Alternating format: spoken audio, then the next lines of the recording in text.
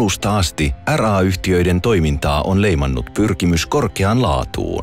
Tästä vahvana näyttönä on ISO 9001 laatusertifikaatti. Kylpyhuonesaneerauksessa laatu saa alkunsa suunnittelusta.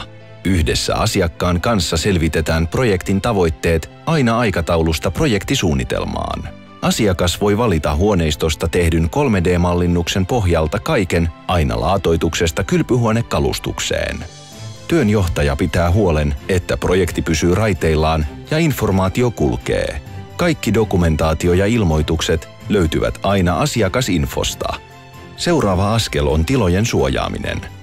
Tilan alipaineistamisella pidetään huoli, että pöly pysyy hallinnassa eikä pääse leviämään. Kun suojaus on tehty, niin tilojen purkaminen voi alkaa. Kun purku on tehty, mitataan tilan kosteudet.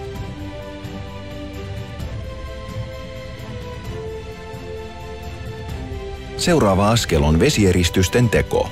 Näin pidetään huoli, että kosteus ei pääse leviämään. Valvoja tarkastaa vesieristyksen ja tarkastuskortista nähdään, että kaikki on tehty laatustandardiemme mukaisesti. Kun pohjatyöt on tehty, keskitytään siihen, että kylpyhuoneesta tulee asiakkaan unelmien täyttymys. Laatat, kalusto ja pienet yksityiskohdat valitaan asiakkaan toiveiden mukaan. Tämän jälkeen viimeistelemme kylpyhuoneen ja luovutamme sen asiakkaalle.